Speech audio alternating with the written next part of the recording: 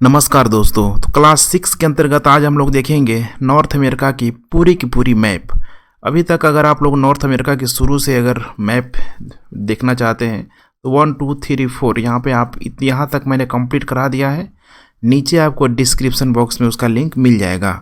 आज हम लोग बात करेंगे यहाँ पे क्लास नंबर 6 के अंतर्गत अपवाह तंत्र के बारे में। तो चलिए क्लास को शुरू करते हैं। नए लोग हैं तो चैनल को सब्सक्राइब जरूर यहाँ पे कर लीजिए, वीडियो को लाइक शेयर ठीक है सब करते रहें। अब आइए हम लोग बात करते हैं यहाँ पे अपवाह तंत्र ड्रेनेज सिस्टम की। अब पूरा का पूरा जो अमेरिका है देखिए 3 भागों से या 3 बड़े बड़े यहाँ पे महासागरों से घिरा हुआ है, जिसका नाम है पहला अटलांटिक महासागर, दूसरा प्रशांत महासागर और तीसरा है यहाँ पे आर्कटिक महासागर। अब जो भी नदियाँ हैं या तो वो झील से निकल रही है, पर्वत पठार से निकल रही है, तो इन्हीं तीनों महासागरों में जाके गिरेगी। तो कभी इस तरह का प्रश्न भी पूछ लिया जाता है कि कौन सी नदी कहाँ पे गिरती है। तो जैसे कि सेंट लॉरेंस, मिसिसिपी और यहाँ पे मिसौरी। ठीक है, मिसिसिपी की सहायक नदी यहाँ पे मिसौरी हो जाती है, दोनों आके मिलती हैं। तो दोनों नदियाँ अलग अलग है, जैसे कि गंगा और यमुना। उसी तरीके से ठीक है, मिसिसिपी नॉर्थ अमेरिका की सबसे लंबी नदी में से यहाँ पे इसको जाना जाता है। इसकी सहायक नदी हो जाएगी मिसौरी। चौथा है यहाँ पे रियो ग्रैंडी रिवर, काफ़ी इम्पोर्टेंट है, छोटा नदी है लेकिन बार बार इसका नाम ही ऐसा है, एग्जाम में पूछा जाता है। तो ये चारों नदियाँ कहाँ गिरती है? अटलांटिक महासागरीय में यहाँ पे गिरती है। उसके बाद प्रशांत महासागर यहाँ पे ड्रेनेज सिस्टम देख रहे हैं कि इसमें Yukon, Fraser river, Columbia river, Saint Joaquin river और कोलोराडो रिवर, सब अभी सबके बारे में हम लोग बारी बारी से देखेंगे। उसके बाद से आर्कटिक महासागर में Mackenzie River, Churchill River, Nelson River और कुछ एक और 2 छोटी नदी आपको देखने के लिए मिल जाएगी।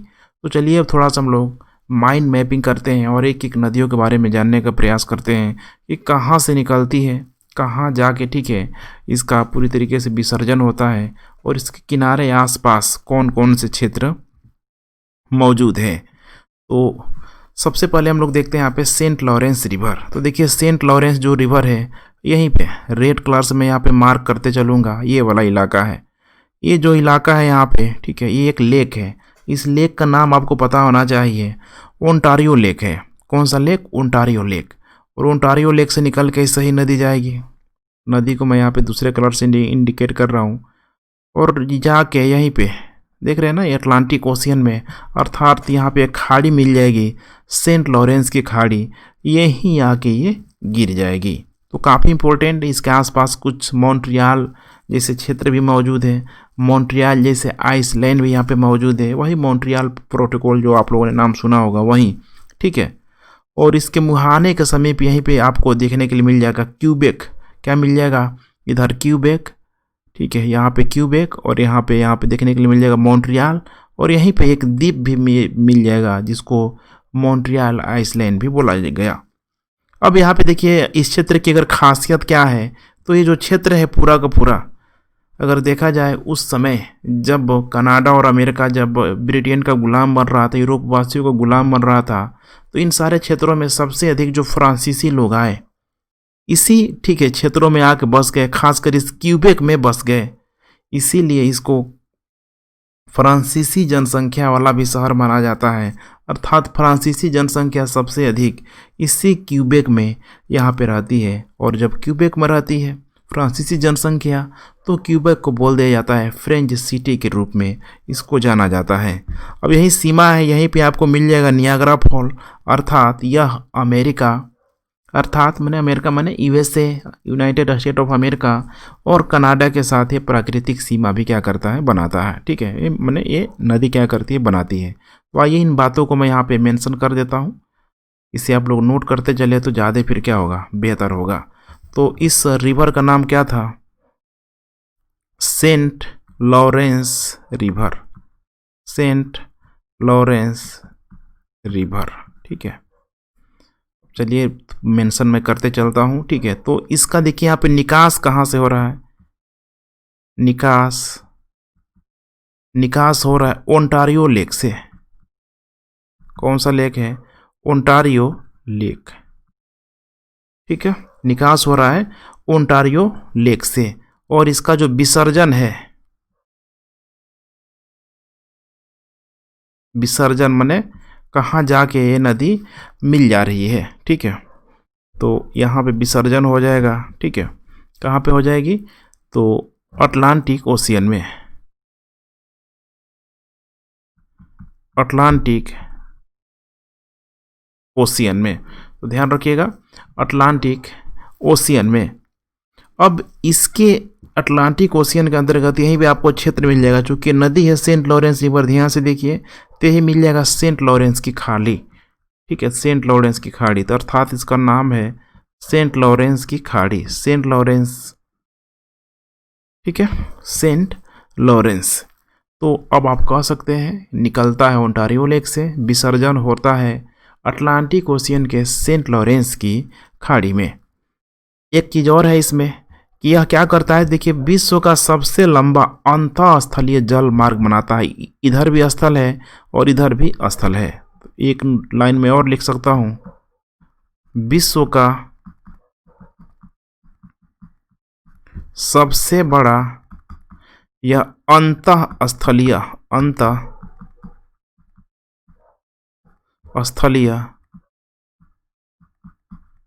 जल मार्ग का, ठीक है, निर्माण करता है, ठीक है, उन्हें निर्माण करती है ये नदियाँ। क्योंकि अब देखेंगे यहाँ से ओंटारियो लेक से आसानी से इस नदी के सहारे बहुत सारे शिप वगैरह इस पे चलते रहता है, जो सीधे आपको सेंट लॉरेंस की खाड़ी अर्थात अटलांटिक ओशियन में पहुँचा देगी।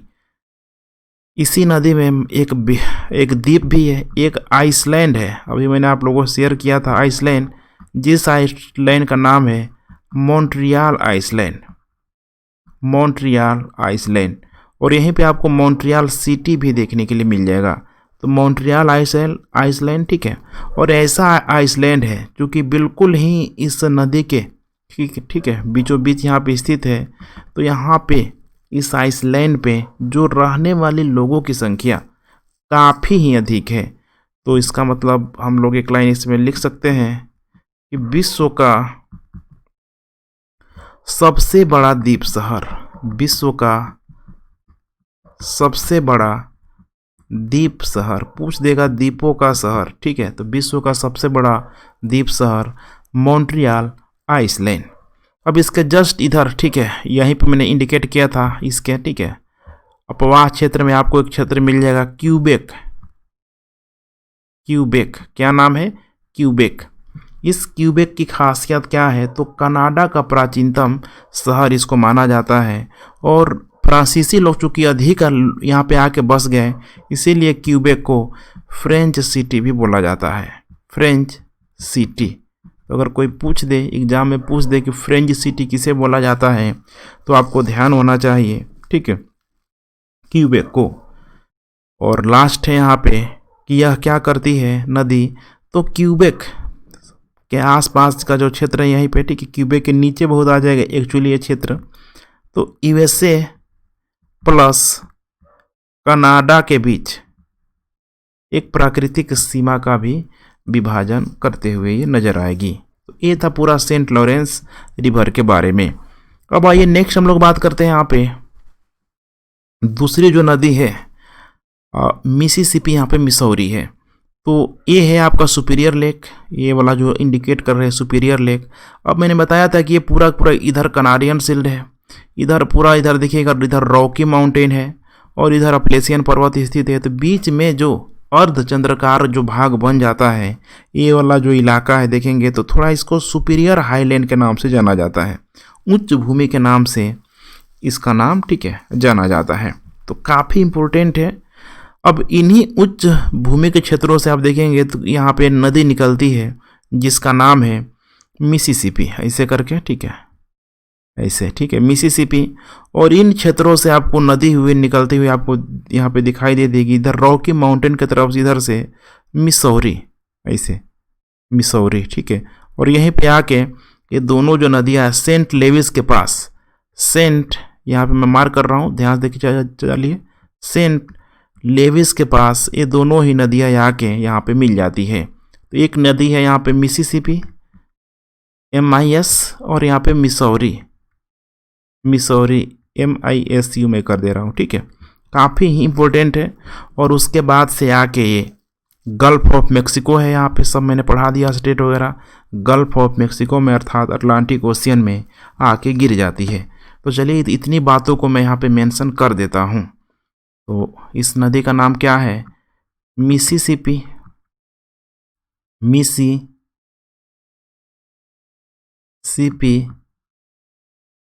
मिसौरी। ध्यान से सुनते चलिए, मेरी राइटिंग उतनी अच्छी नहीं है, थोड़ा सा ठीक है, आपको सुन के काम चलाना पड़ेगा। मिसिसिपी, मिसौरी, ठीक है। अब ये इसका निकास कहाँ से हो रहा है? निकास इस नदी का कहाँ हो रहा है?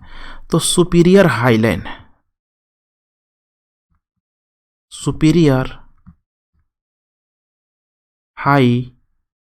से, ठीक है। सुपीरियर हाईलैंड से निकलने के बाद, ठीक है, मिसिसिपी रिवर नीचे आएगी और गल्फ ऑफ मेक्सिको में यहाँ पे गिर जाएगी। तो अब सुपीरियर हाईलैंड से गिर रही है, इधर से यहाँ पे आ रही है नदी। अब इधर ढलान क्या है? अधिक हो रहा है। ढलान क्या हो रहा है? अधिक हो रहा है। इसका मतलब कि सुपीरियर हाईलैंड से निकलने के बाद ये जो नदी है, निकलने के बाद बीच का जो भाग को क्या बोलते हैं हम लोग? सेंट्रल हाईलैंड बोलते हैं। सेंट्रल हाईलैंड माने समझना, माने मध्यवर्ती भाग। सेंट्रल हाईलैंड से होते हुए, एकदम एज्यूम कीजिए कि ऊपर से एकदम नदी आ रही है ढलानों की तरफ, होते हुए नीचे की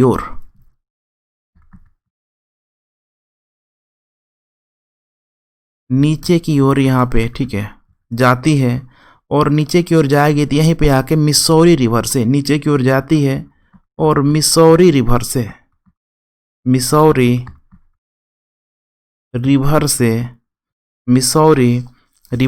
क्या होती है?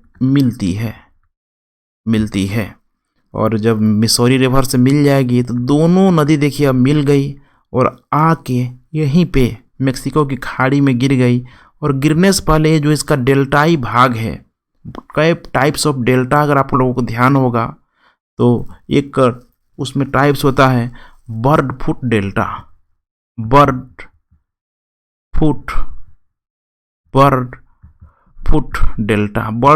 मतलब बिल्कुल ही पक्षी के पाँव की आकृति टाइप का, कुछ इस टाइप का आपको, ठीक है, मैंने पक्षी का जो पाँव होता है ना एकदम ऐसे करके, ठीक है, ऐसे आप बना सकते हैं इसको, कुछ इस टाइप का यहाँ पे डेल्टा का क्या करता है, ये नदी यहाँ पे क्या करती है? निर्माण करती है। तो बर्ड फुट डेल्टा का निर्माण करती है।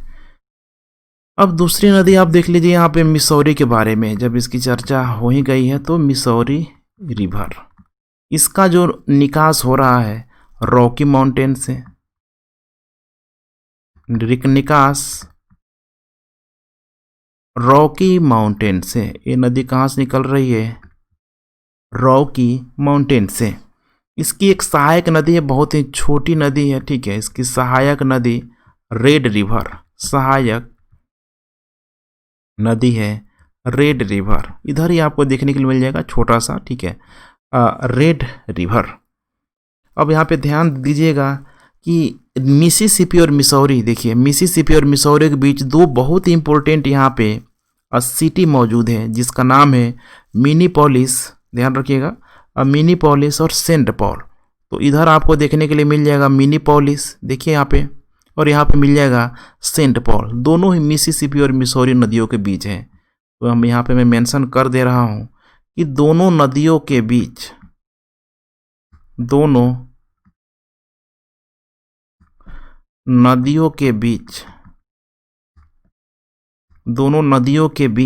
ठीक है, दोनों नदियों के बीच यहाँ पे इनको बोला गया जुड़वा शहर,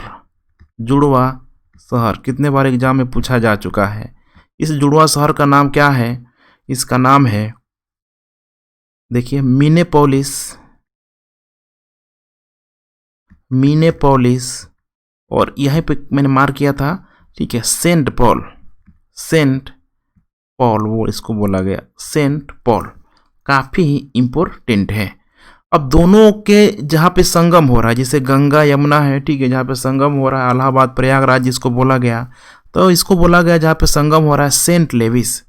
तो मिसिसिपी मिसौरी नदी के संगम को बोला गया सेंट लेविस।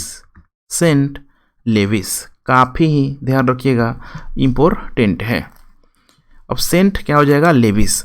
अब ये जो इलाका है देखिएगा नीचे इधर, एग्रीकल्चर के दृष्टिकोण से काफ़ी ही इम्पोर्टेंट है। तो जब एग्रीकल्चर यहाँ पे अधिक होगा, तो मैंने बताया था जहाँ एग्रीकल्चर होगा वहाँ पे पशुपालन भी आपको देखने के लिए अच्छा खासा मिल जाएगा। तो इसीलिए सेंट लेविस सिटी में, ठीक है, देखेंगे तो मीट प्रोसेसिंग उद्योग का अच्छा खासा यहाँ पे विकास हुआ है। मीट प्रोसेसिंग, ठीक है, उद्योग का यहाँ पे विकास हुआ है, अर्थात पैकेजिंग जो मीट होता है एक जगह काट के इकट्ठा करके उसका अधिक मात्रा में एक्सपोर्ट किया जाना। अब नीचे आएंगे इधर, आपको नीचे जस्ट इधर, तो यहाँ पे एक सिटी मिल जाएगा जस्ट इसके, ठीक है, तट पे, न्यू ओरियोलैंड। क्या मिल जाएगा, सिटी न्यू ओरियोलैंड। तो इन सबको आप लिख लीजिए, अदरवाइज मैं इसे, ठीक है, मिटाने जा रहा हूँ। इसका स्क्रीनशॉट भी आप ले सकते हैं। आइए,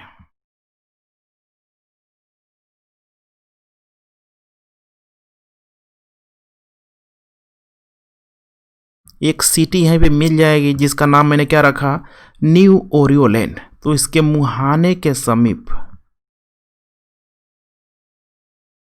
मुहाने के समीप, ठीक है, एक शहर है जिसका नाम क्या है, न्यू ओरियोलैंड। क्या नाम है, न्यू ओरियोलैंड। मैं बार बार रिपीट कर रहा हूँ ताकि आपको, ठीक है, क्लियर हो जाए। ठीक है, यह जो न्यू ओरियोलैंड है यहाँ पे, ठीक है, ओरियोलॉन्स भी इसको बोला जाता है, यह बहुत इंपॉर्टेंट है। मेक्सिको की खाड़ी पर, कहाँ पे, मेक्सिको की खाड़ी पर यूएसए का इंपॉर्टेंट बंदरगाह भी है। यूएसए का इंपॉर्टेंट बंदरगाह भी है। अब किसका बंदरगाह है, यूएसए का महत्वपूर्ण बंदरगाह। और इसका जो पूरा का पूरा जो तटीय क्षेत्र है बहुत ही ये भी इम्पोर्टेंट है। इसका पूरा का पूरा ये जो तटीय क्षेत्र आप दिखाई दे रहा है ना, ये वाला भाग, तो इसका तटीय क्षेत्र मिनरल्स रिच है। तटीय जो क्षेत्र है, खनिज, इसके अलावा यहाँ पे तेल भंडार, खनिज तेल भंडार, इन सारे ही दृष्टिकोण से काफ़ी, ठीक है, अच्छा खासा महत्व रहता है। और ये जो डेल्टाई भाग है यहाँ पे जो मिलने वाला है, ठीक है, डेल्टा समझ रहे हैं ना, जब नदी से मिलने होती है तो पानी, ठीक है, नदी उसको इतनी आसानी से मिलने नहीं देती है, ढलाने कम हो जाती है। ऊपर का जो भी अपराधित भाग है नदी के मुहानों में आके जमा होने लगती है। तो अर्थात इसका जो डेल्टाई भाग है, डेल्टाई भाग एग्रीकल्चर के दृष्टिकोण से काफ़ी इम्पोर्टेंट है। यहाँ पे गन्ना, कपास, चावल जैसे महत्वपूर्ण फसल बहुतायत मात्रा में उगाए जाते हैं। एक चीज़ और यहाँ पे हो जाएगा कि ये जो मिसिसिपी जो रिवर है, यूएसए की सबसे लंबी नदी, ठीक है, यूएसए की, और साथ साथ में चूँकि नॉर्थ अमेरिका भी कह सकते हैं हम लोग, नॉर्थ अमेरिका की सबसे लंबी नदी, नॉर्थ अमेरिका की सबसे लंबी नदी जो यूएसए के लगभग 25 राज्यों से होके ये नदी पार करती है। तो काफ़ी इम्पोर्टेंट है। उसके बाद से नीचे आप इधर आएंगे तो आपको मिल जाएगा रियो ग्रैंडी रिवर। ये वाला जो भाग है, ठीक है, इसे रियो ग्रैंडी रिवर। तो इसको मैं, ठीक है, इसका स्क्रीनशॉट लीजिए, अदरवाइज मैं इसे डिलीट कर रहा हूँ। रियो ग्रैंडी रिवर,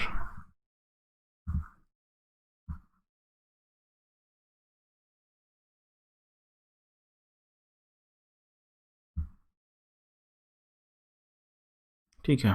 तो यहाँ पे आप देखते चलिए, ये वाला नदी का नाम क्या है, रियो ग्रैंडी, ठीक है, रिवर। इसका जो देखिए निकास होता है कोलोराडो के पठार से, निकास कोलोराडो का पठार यही इलाके में देखने के लिए आपको मिल जाएगा। निकास Colorado plateau, Colorado plateau, Colorado plateau. और आके ये भी ठीक है, इसका विसर्जन कहाँ हो जाता है तो मेक्सिको की खाड़ी पे, गल्फ ऑफ मेक्सिको। तो ये पूरा था नंबर 1, यहाँ पे हम लोगों ने देख लिया था। हमने देख लिया अभी अटलांटिक महासागरीय अपवाह तंत्र। अब आइए दूसरी बात करते हैं हम लोग प्रशांत महासागरीय अपवाह तंत्र के बारे में। प्रशांत महासागरीय अपवाह तंत्र के बारे में तो सबसे पहले चलिए, नंबर 1 रिवर था यूकॉन रिवर। यही मिल जाएगा आपको यूकॉन रिवर। यहीं पे आपको एक रेंज मैंने बताया था, अलास्का रेंज। और इसी अलास्का रेंज से ठीक है, जो यूकॉन रिवर का यहाँ पे निकास होता है, काफ़ी ही इम्पोर्टेंट है। ठीक है, ध्यान रखिएगा। सॉरी, अलास्का रेंज नहीं था इसमें। ठीक है, अलास्का रेंज तो ऊपर हो जाएगा। यहाँ पे एक और रेंज का नाम था, जिसका नाम क्या था, मैकेंजी रेंज। इधर मैकेंजी रेंज, अलास्का रेंज इधर हो जाएगा। ठीक है, ऊपर। अब यहीं से निकलती है एक नदी जिसका नाम है यूकॉन रिवर। क्या नाम है, यूकॉन रिवर। तो देखिए यहाँ पे यूकॉन जो रिवर है, कनाडा के मैकेंजी माउंटेन से इसका उद्गम होगा। यूकॉन पठार होते हुए, बीच में यूकॉन का पठार यहाँ पे देखने को मिल जाएगा। यूकॉन पठार होते हुए यह बेरिंग सी में, यहीं पे क्या है, बेरिंग सी, जो कि प्रशांत महासागर के ठीक है अंतर्गत है। बेरिंग सी में जाके इसका विसर्जन हो जाएगा। तो ध्यान रखिएगा, बेरिंग सी में जाके इसका विसर्जन हो जाएगा। और ये कनाडा की सबसे लंबी नदी के रूप में इसे जाना जाता है। तो यहाँ पे मैं मेंशन कर दे रहा हूँ यूकॉन पठार, सॉरी यूकॉन रिवर।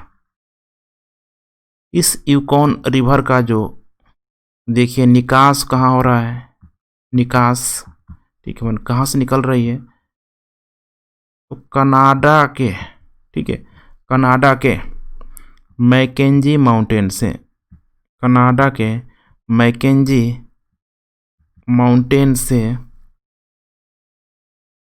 ये नदी निकल रही है और जाके कहाँ गिर जा रही है तो बेरिंग सी में। बेरिंग सी में सब मैं एरिया बता चुका हूँ कि कौन कौन सा इलाका ठीक है किस किस के नाम से जाना जाता है। बेरिंग सी डेली आप लोग देखिए, ठीक है, मैं बहुत ही सिस्टमेटिक ढंग से इसको पूरा मैं कर रहा हूँ। ठीक है, कभी भी आपको नहीं भूलने जा रहा है। और इसकी एक और ख़ासियत है कि जो यूकॉन रिवर है, देखिए कनाडा की सबसे लंबी नदी है, कनाडा की सबसे माने लार्जेस्ट रिवर, कनाडा की, ध्यान रखिएगा, लार्जेस्ट रिवर, कनाडा की सबसे लंबी नदी। ये पूरा का पूरा था, ठीक है, यूकॉन रिवर के बारे में। दूसरा है यहाँ पे फ्रेजर रिवर। ठीक है, फ्रेजर रिवर को ध्यान से देखेंगे तो यहीं पे, ठीक है, यही है माउंटेन, रॉकी जो माउंटेन है, बहुत बड़ा रेंज है, कई सारी इसमें पर्वत है। तो एक ही नाम लिख लेते हैं हम लोग। ठीक है, रॉकी माउंटेन से ये रिवर निकलती है और इधर ही मिल जाएगा आपको ब्रिटिश कोलंबिया होते, ठीक है, ब्रिटिश कोलंबिया होते इधर पैसिफिक ओशियन में गिर जाती है। तो इसका भी मेंशन कर दे रहे हैं, Fraser river, Fraser river, Fraser river. ठीक है,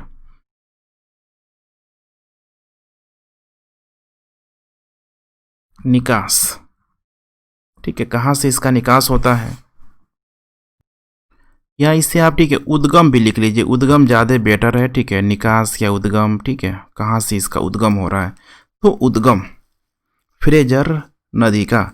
तो अभी मैंने मेंशन किया था आप लोगों से, ठीक है, शेयर किया था, रॉकी माउंटेन से। कहाँ से, रॉकी माउंटेन से। और रॉकी माउंटेन से निकलेगी ब्रिटिश कोलंबिया होते, रॉकी माउंटेन से निकलने के बाद ब्रिटिश कोलंबिया से, ब्रिटिश कोलंबिया से, ब्रिटिश कोलंबिया से होते यहीं पे है वैंकूवर। ठीक है, ध्यान रखिएगा, वैंकूवर, इसी वैंकूवर के निकट थोड़ा सा ऊपर बना लीजिएगा आप लोग। ठीक है, अब ब्रिटिश कोलंबिया से होते वैंकूवर के पास से आके वैंकूवर के पास आकर पैसिफिक ओशियन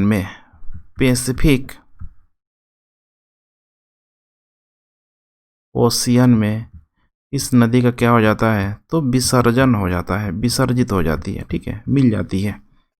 बहुत आसान है, देखिए सीधी सी बात है। रॉकी माउंटेन से ये रिवर निकली, रॉकी माउंटेन्स निकलने के बाद ब्रिटिश कोलंबिया होते, ठीक है, इसी वैंकूवर के पास, ठीक है, इसी वैंकूवर के पास आके वो पैसिफिक ओशियन में नदी आके मिल जाती है। तो इसके तट पे आप देखेंगे, जस्ट इसी के आपके तट पे, ठीक है, काफ़ी इम्पोर्टेंट क्षेत्र यहाँ पे मिल जाएगा। चूँकि वैंकूवर का एरिया है, कनाडा में पड़ता है, वैंकूवर का एरिया है, तो ये पश्चिम का एरिया है।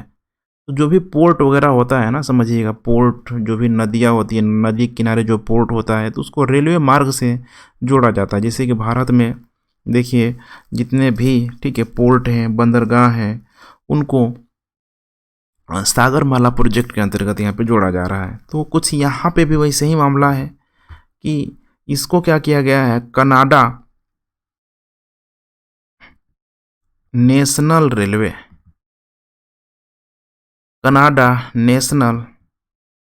रेलवे जंक्शन से इसको कनेक्ट किया गया है। मतलब इसको क्या किया गया है, तो जोड़ा गया है।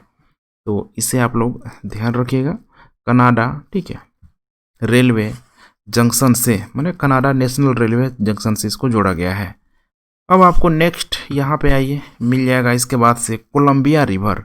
कौन सा, कोलंबिया रिवर, या ये माउंटेन रॉकी से बना लीजिए, पूरा पूरा रेंज है ऐसे, यहीं से आपको मिल जाएगी कोलंबिया रिवर ऐसे, ठीक है, ऊपर की तरफ यहीं पे आके इसका बहाव होता है। तो हेडिंग दे देता हूँ मैं, कोलंबिया रिवर। कौन सा रिवर है, कोलंबिया रिवर।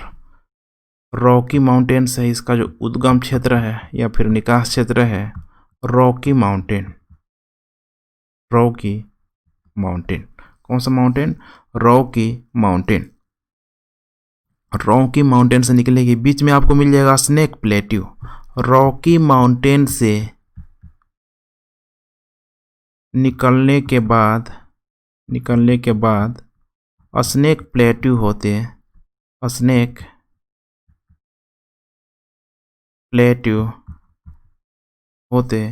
ये नदी जाएगी कहाँ, ठीक है, तो ये नदी जाएगी सीधे पैसिफिक ओशियन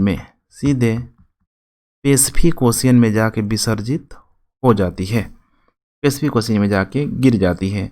इसी के तट पे ध्यान रखिएगा, इसी के तट पे यहीं पे आपको देखने के लिए मिल जाएगा पोर्टलैंड। तो यहाँ पे लिख लीजिए, इसके तट पर कौन सा है, पोर्टलैंड। बहुत ही इंपॉर्टेंट नाम है, पोर्टलैंड सिटी। और एक चीज़ और इसमें पे आप मेंशन कर लीजिए कि पैसिफिक ओशियन में गिरने वाली यह सबसे लंबी नदी है। पैसिफिक ओशियन में गिरने वाली सबसे लंबी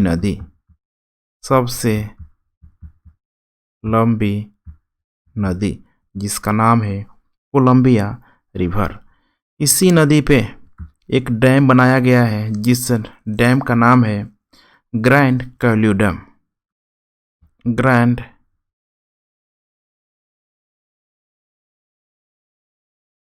ठीक है, ग्रैंड कैल्यू डैम, इसी पे क्या किया गया है, बनाया गया है। अब नेक्स्ट आपको मिल जाएगा यहाँ पे सेंजा क्वीन रिवर, यहीं से, ठीक है, इसी सीरा निवेदा माउंटेन है, यहीं पे बहुत इधर किनारे मिल जाएगा, ठीक है, सीरा निवेदा रेंज था, मैंने बताया था आपको इंडिकेट करके। इसी नदी से, इसी पठार से आपको निकलेगी इधर एक नदी का नाम है, जिसका नाम है सेंजा क्वीन सैक्रामेंटो। सीरा निवेदा एक्चुअली यहाँ नहीं होगा, नीचे थोड़ा सा आप आ जाइए, इधर आपको देखने के लिए मिल जाएगा, ठीक है, सीरा निवेदा से ऐसे करके नदी निकलती है और नीचे इधर आके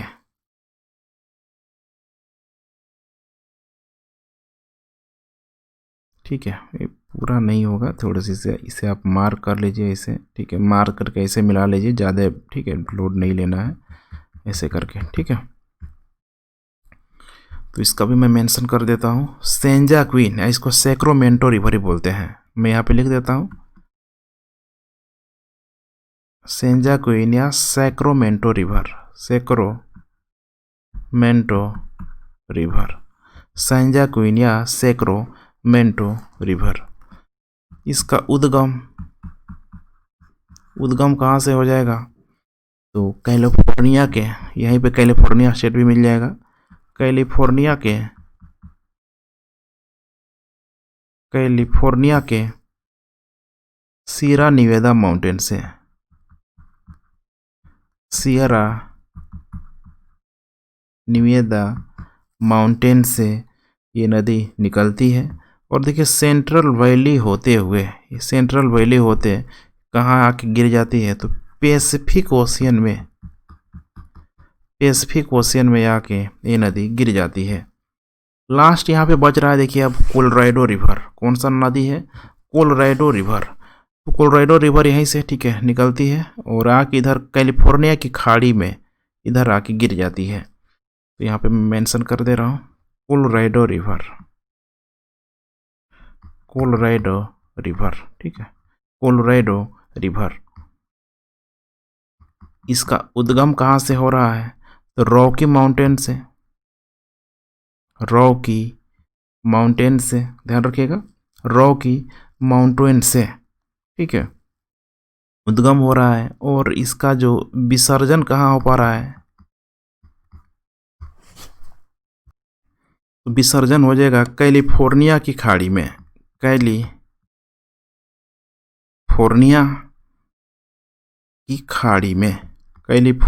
खाड़ी में।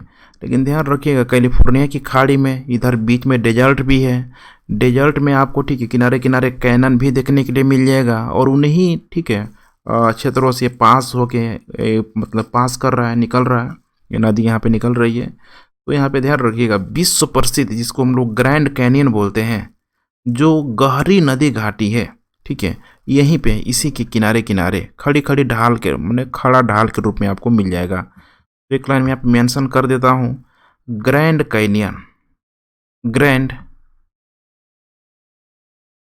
कैनियन इस नदी के आसपास के क्षेत्रों में पाई जाती है, जो कि गहरी नदी घाटी के रूप में मौजूद है। और इसका विस्तार कहाँ से हुआ है, एक एरिजोना प्रांत है, विस्तार यूएसए के एरिजोना प्रांत में, यूएसए के